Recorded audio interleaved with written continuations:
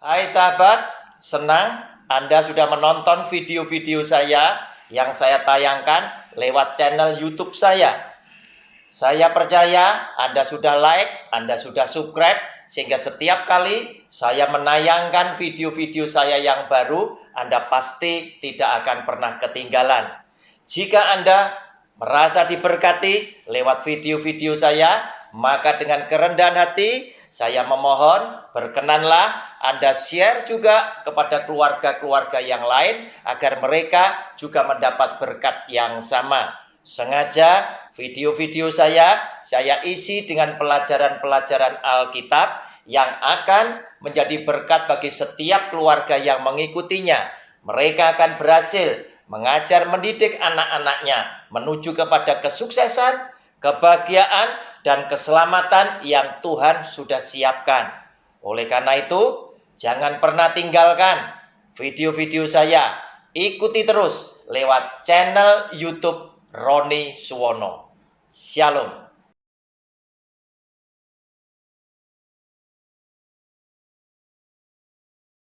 Shalom. Jumpa kembali dengan channel pribadi saya lewat program Sabar, Selidiki Alkitab bersama Roni Suwono. Saudara yang dikasihi oleh Tuhan, persiapkan alat tulis Bapak Ibu sekalian, persiapkan juga Alkitabnya.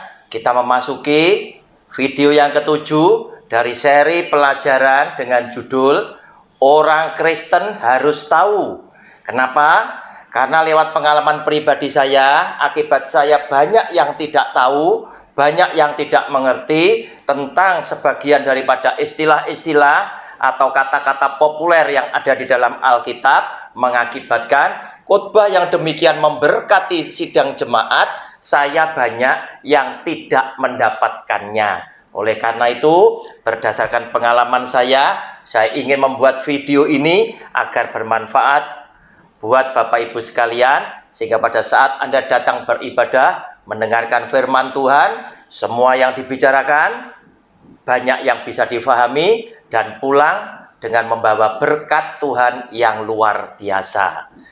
Judul kecil yang hari ini kita mau pelajari adalah judulnya Doa Jangan Bertele-tele. Saudara, firman Tuhan ini keluar langsung dari mulut Tuhan Yesus.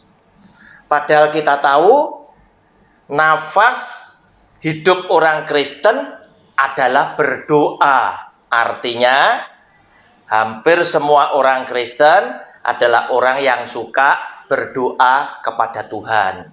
Saudara, namun seringkali ada sebagian daripada orang-orang beriman, orang Kristen, mungkin Bapak Ibu sekalian yang sedang belajar bersama dengan saya, ada yang sedang berpikir, sebetulnya berdoa itu ada tidak aturannya yang ada di dalam kitab suci kita. Oleh karena itu, mari kita perhatikan apa yang dikatakan oleh Tuhan Yesus di dalam kitab suci kita, di dalam firman Tuhan ini. Saudara, kita buka Matius pasal yang ke-6. Saya mau bacakan ayat 6 hingga ayat yang ke-8. Judulnya adalah Hal Berdoa. Saudara, sudah dibuka? Saya bacakan. Tetapi jika engkau berdoa, masuklah ke dalam kamarmu, tutuplah pintu dan berdoalah kepada Bapamu yang ada di tempat tersembunyi. Maka Bapamu yang melihat yang tersembunyi akan membalasnya kepadamu. Lagi pula dalam doamu itu janganlah kamu bertele-tele seperti kebiasaan orang yang tidak mengenal Allah. Mereka menyangka bahwa karena banyaknya kata-kata, doanya akan dikabulkan.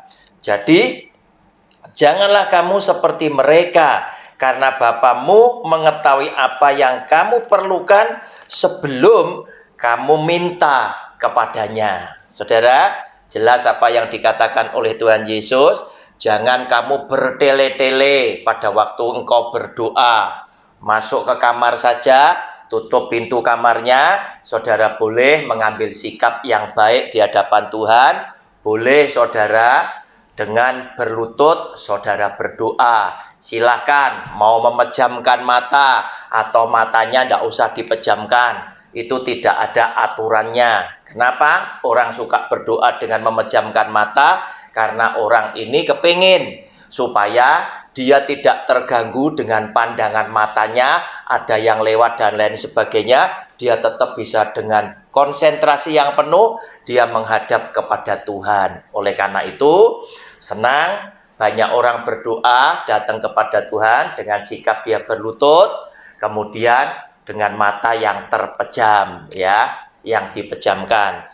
Saudara yang dikasihi oleh Tuhan, kemudian dikatakan di sini, lagi pula dalam doamu itu janganlah kamu bertele-tele seperti kebiasaan orang yang tidak mengenal Allah. Tuhan berkata orang yang berdoa dengan bertele-tele ini tadi adalah orang yang tidak mengenal Allah. Artinya apa? Apakah bertele-tele ini berarti harus terkait dengan panjangnya waktu berdoa? Ternyata bukan itu yang dimaksud oleh Tuhan Yesus.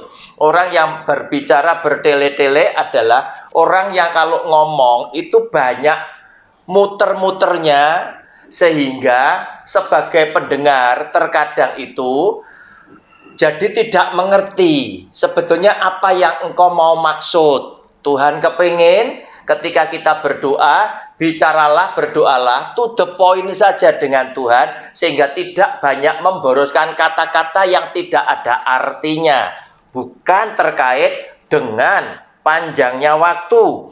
Nanti saya akan buktikan. Mereka menyangka bahwa karena banyaknya kata-kata, doanya akan dikabulkan. Mereka berpikir semakin banyak kata-katanya, kelihatan semakin hebat dan lain sebagainya.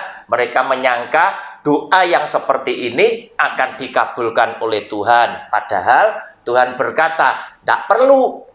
Karena ayat 8 berkata begini, jadi janganlah kamu seperti mereka, karena Bapamu mengetahui apa yang kamu perlukan sebelum kamu minta kepadanya. Sebelum kita berdoa, Tuhan sudah tahu apa yang menjadi kebutuhan kita.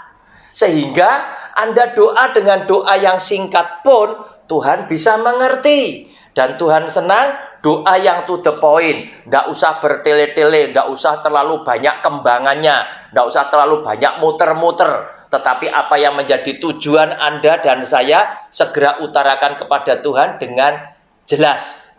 Nah saudara, sekarang saya mau buktikan apakah doa ini memang tidak terkait dengan panjangnya waktu. Saya pastikan bukan karena panjangnya waktu. Oleh karena itu ada banyak juga hamba-hamba Tuhan, anak-anak Tuhan yang karena bebannya terlalu banyak, yang dia mesti katakan, otomatis dia juga butuh waktu yang panjang.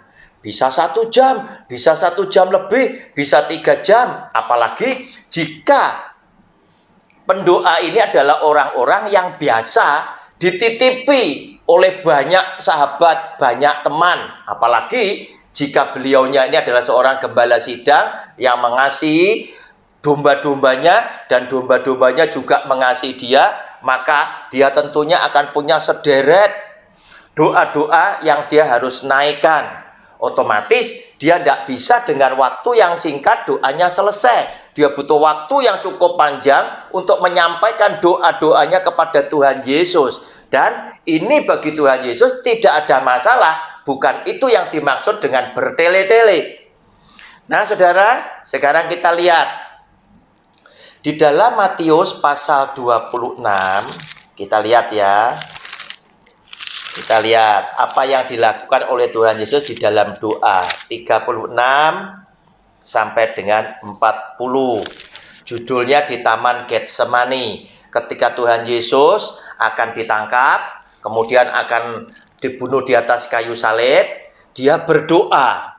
Dia butuh Petrus dan teman-teman Yohanes, Yakobus itu menemani dia. Nah saudara, persoalan yang demikian serius ini pun oleh Tuhan Yesus Dia tidak membutuhkan waktu yang panjang, dia hanya butuhkan waktu 1 jam. Tetapi ada juga persoalan yang lain, nanti dia berdoa lebih dari 1 jam. Saudara, kita lihat, sehingga nanti kita bisa ngambil kesimpulan, doa itu yang benar menurut firman Tuhan lewat Alkitab, itu yang seperti apa. Saudara, judulnya di Taman Getsemani, Matius 26 ayat 36 sampai dengan 40, demikian bunyi firman-Nya. Maka sampailah Yesus bersama-sama murid-muridnya ke suatu tempat yang bernama Getsemani.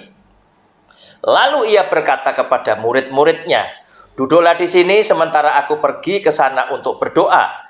Dan ia membawa Petrus dan kedua anak Zebedeus sertanya.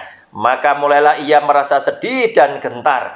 Lalu katanya kepada mereka, "Hatiku sangat sedih, seperti mau mati rasanya. Tinggallah di sini dan berjaga-jagalah dengan aku." Maka ia maju sedikit, lalu sujud dan berdoa. Katanya, "Ya Bapakku, jikalau sekiranya mungkin, biarlah cawan ini lalu daripadaku, tetapi janganlah seperti yang ku kehendaki, melainkan seperti yang Engkau kehendaki." Setelah itu ia kembali kepada murid-muridnya itu dan mendapati mereka sedang tidur, dan ia berkata kepada Petrus, "Tidakkah kamu sanggup berjaga-jaga 1 jam dengan aku?" Saudara, artinya ketika masalah ini begitu serius dan membuat hati Tuhan Yesus sedih dan gentar, dia butuh berdoa, dia butuh ditemani Petrus, Yohanes, dan Yakobus. 1 jam cukup.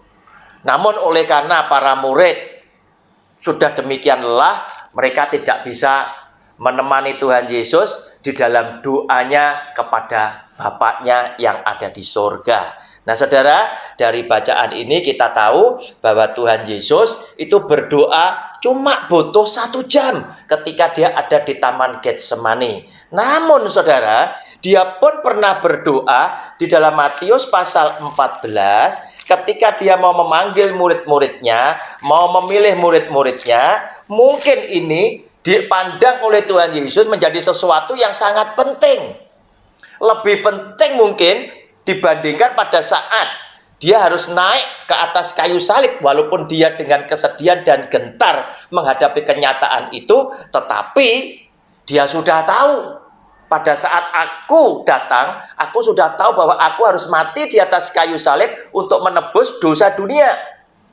Oleh karena itu, dengan iman, dengan kasih, dia bisa berkata, "Bapak, janganlah terjadi karena kehendakku, tetapi kehendakmu. Jika cawan ini tidak mungkin berlalu daripadaku, biarlah terjadi karena kehendakmu." Ya sudah, siksa dan penderitaan kayu salib tetap tak jalani, karena aku datang memang untuk menebus dosa dunia di atas kayu salib. Nah saudara, namun pada saat dia harus memilih para murid-muridnya, hal itu berbeda sekali saudara. Saudara lihat yang dikatakan di dalam Matius pasal 14 ayat yang ada di dalam Lukas pasal 6. Saudara, Lukas pasal 6 ayatnya yang ke-12, judulnya Yesus memanggil ke-12 rasul. Saudara, inilah firman Tuhan. Pada waktu itu pergilah Yesus ke bukit untuk berdoa, dan semalam-malaman ia berdoa kepada Allah. Nah saudara, barangkali Tuhan Yesus ini ingin sekali menyampaikan kepada Allahnya, kepada Bapaknya, jangan sampai dia salah memilih orang-orang yang akan dijadikan rasul-rasulnya, sehingga dia harus semalam-malaman berdoa kepada Allah. Berbeda dengan ketika dia harus naik di atas kayu salib di Taman Getsemani, dia hanya butuh waktu 1 jam. Saudara, berarti yang dimaksud jangan bertele-tele tidak ada kaitannya dengan panjangnya waktu saudara memerlukan untuk sujud berdoa kepada Tuhan. Tetapi lebih ditekankan bahwa apa yang engkau katakan itu terlalu banyak variasinya, sehingga Tuhan sebagai pendengar tidak akan dengan segera mengetahui apa yang menjadi maksud saudara dan saya datang di dalam doa tersebut. Saudara, kapan sekarang kita harus datang di dalam doa? Kita lihat juga bagaimana Tuhan mengajari kita. Kita lihat Markus pasal yang pertama, ayatnya yang ke-35. Yang demikian bunyi firman-Nya. Pagi-pagi benar, waktu hari masih gelap, ia bangun dan pergi keluar. Ia pergi ke tempat yang sunyi dan berdoa di sana. Saudara, Tuhan Yesus berdoa kepada Bapaknya itu pagi-pagi benar, ketika hari masih gelap. Saudara, Anda juga dan saya bisa mencontoh apa yang dilakukan oleh Kristus.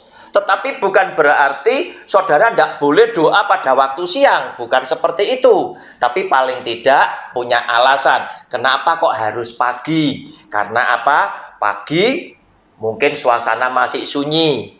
Pagi masih belum ada kegiatan. Ketika pagi kita masih tidak akan diganggu oleh siapapun. Sehingga ketika kita sujud berdoa kepada Tuhan, maka kita akan lebih bisa konsentrasi sepenuh hati tertuju kepada Dia. Oleh karena itu, silakan mana yang nyaman buat saudara dan saya mengambil saat-saat saudara harus curhat kepada Tuhan lewat doa-doa saudara. Nah saudara, Tuhan juga ngajari kepada kita yang lain di dalam Matius pasal 14. Yaitu ayatnya yang ke-23 berkata demikian. Dan setelah orang banyak itu disuruhnya pulang, Yesus naik ke atas bukit untuk berdoa seorang diri. Ketika hari sudah malam, ia sendirian di situ. Saudara, alasannya sama. Dia butuh sendiri. Dia butuh tidak diganggu.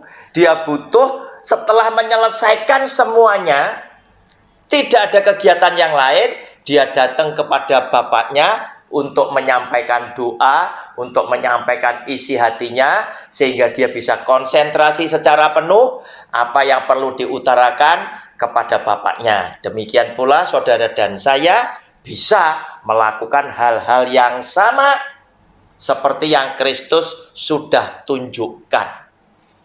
Nah saudara, kemudian karena kita ini kadang ini melihat sana-sini, atau saudara-saudara kita yang lainnya, kenapa mereka berdoa punya waktu tertentu, mereka berdoa harus menghadap tertentu, mereka berdoa satu hari harus sekian kali. Saudara, kita membaca kitab suci kita sendiri, tidak usah terpengaruh dengan yang lain. Yang lain dengan keyakinan mereka masing-masing, kita mesti menghormati. Namun, silakan kita periksa kitab suci kita sendiri, kemudian kita mencontoh apa yang ditulis di kitab suci ini, dan silakan Anda mengambil keputusan yang bijak sesuai dengan firman Tuhan yang menjadi pegangan buat kita masing-masing. Saudara, sekarang urusan berapa kali? Nah, kita lihat Daniel pasal yang ke-6. Daniel ini adalah tokoh Alkitab yang hebat, yang karena kesetiaannya dia kepada Tuhan di dalam hal berdoa, dia sampai harus ditangkap dan dia dijebloskan ke gua singa. Nah saudara, ini firman Tuhannya dari Daniel pasal 3 ayat yang ke-16. Daniel pasal yang ke-6, Daniel pasal yang ke-6 ayat yang ke-10 dan ke-11. Judulnya Gua Singa.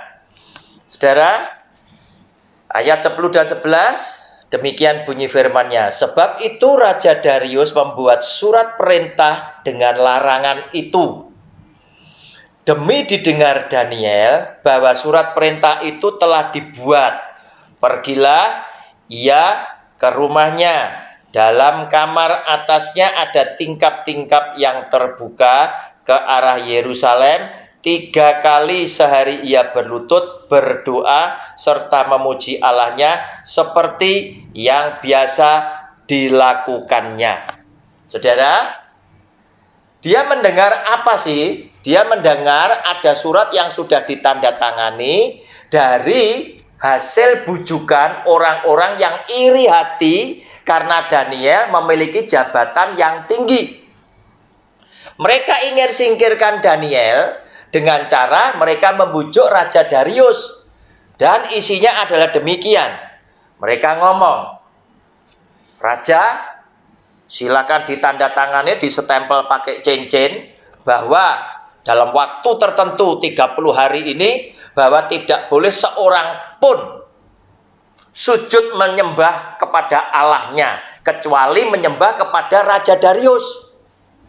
Jika kedapatan mereka tidak setia dengan perintah yang ditandatangani oleh Raja Darius, maka orang ini harus ditangkap dan kemudian dimasukkan ke dalam gua singa.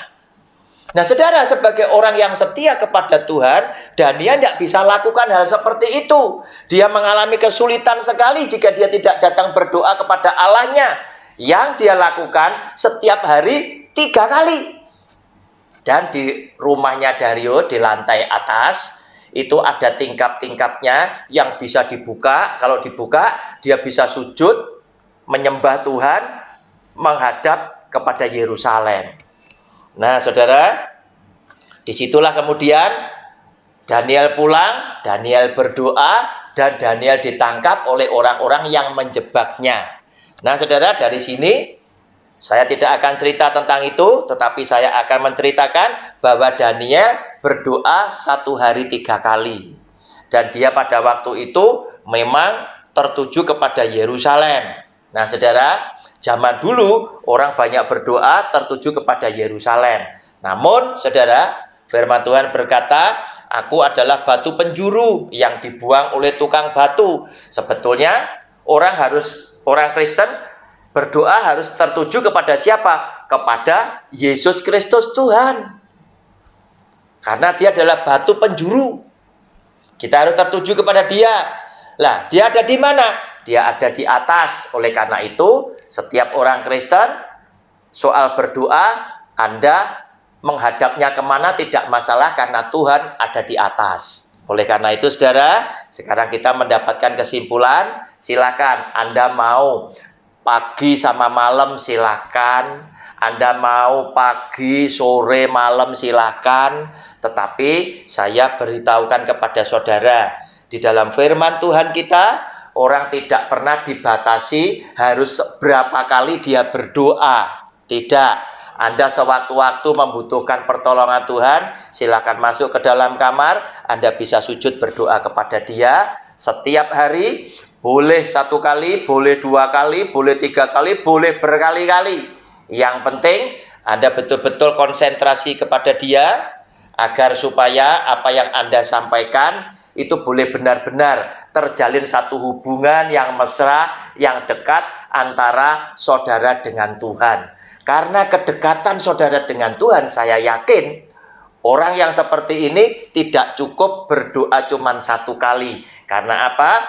Pasti Anda akan punya satu kebiasaan, bangun tidur, saudara rindu untuk mengucap syukur kepada dia. Saudara pasti sujud berdoa, Tuhan terima kasih hari yang baru Tuhan sudah berikan kepadaku dan keluargaku dengan sehat dan selamat. Dan sekarang Engkau memberkati kami untuk kami beraktivitas dengan selamat dan kami boleh berhasil. Selesai saudara bekerja, tentunya Anda juga rindu juga mengucap syukur terima kasih karena seluruh pekerjaan tugas saudara bisa diselesaikan lewat pertolongan Tuhan bersama dengan Roh-Nya yang kudus. Demikian pula pada saat Anda mau tidur, tentunya Anda akan berkata juga, Roh Kudus, keluargaku akan tidur, berkati kami sehingga kami boleh tidur dengan nyenyak. Esok bangun lagi bersamamu, kami meraih segala masa depan yang cerah yang Engkau sudah siapkan. Saudara, kita akan berjumpa dengan video yang lain